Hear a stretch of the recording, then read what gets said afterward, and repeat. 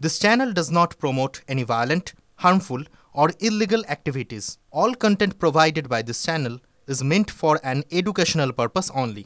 Top quality और consistent performance के लिए सिर्फ सिल्वर पंप नाम याद रखना। বাসে চেপে মোদির সভায় যোগ দিতে গেলে রাস্তায় পুলিশের হয়রানির শিকার হতে পারেন বিজেপি কর্মীরা, এমনটাই মনে করেছে জলপাইগুড়ির বিজেপি কর্মীরা।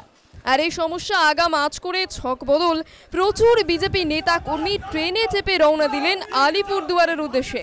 সামনেই ২৬শে নির্বাচন, আর সেই উপলক্ষে কি বার্তা দেন নরেন্দ্র মোদী তা শুনতে জলপাইগুড়ি থেকে আলিপুরদুয়ার রওনা দিলেন হাজার হাজার বিজেপি সমর্থক। দেখুন, তৃণমূলের দলদাস পুলিশ নরেন্দ্র মোদীর যে ঐতিহাসিক যে সভা হচ্ছে, সেই সভায় বিজেপি কর্মীদের, সাধারণ মানুষদের যাতে যেতে না পারে তার জন্য বাধার সৃষ্টি করবে, এটাই স্বাভাবিক, এটা তারা করবেই।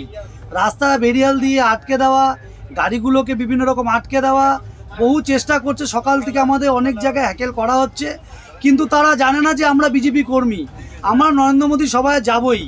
তাই আমরা হাজারে হাজারে মানুষ ট্রেনে উঠে আজকে আমরা ট্রেনে করে যাচ্ছি।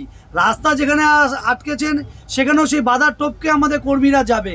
আপনাদের যত জোর আছে লাগিয়ে নিন, কিন্তু এই সভা যে ঐতিহাসিক সভা, সেই সভা সাফল্যমণ্ডিত হবেই।